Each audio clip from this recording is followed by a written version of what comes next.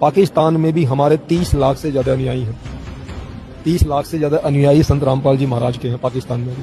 तो आप नेपाल में जाएं, आप यूरोपियन कंट्रीज में जाएं, पूरा विश्व जो है वो कबीर में होने वाला है, सब संत रामपाल जी के भक्त होने वाले। क्योंकि दर्शकों, हमारे साथ स्वदेश कबीर जी जुड़ चुके हैं, आइए उनसे बात करते हैं और उनके विचार जानते हैं। बहुत बहुत नमस्कार स्वामी जी, आपका बहुत बहुत स्वागत है हमारे चैनल पे। आपका बहुत बहुत शुक्रिया।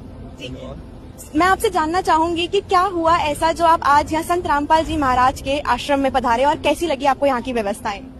देखिए, हम सभी ना कबीर के अनुयायी हैं और कबीर को हम पूर्ण ब्रह्म मानते हैं और उन्हीं की हम संतान हैं। और संत रामपाल जी महाराज जिन्होंने वास्तव में संत कबीर को जाना, संत कबीर को पहचाना और उनके अनुयायी बने और उनकी शरण में आकर के इस पूरी दुनिया को उनका संदेश दे रहे हैं। जो आपसी सद्भावना है, भाईचारा है, जो हमारे देश में सांप्रदायिकतावाद है, जातिवाद है और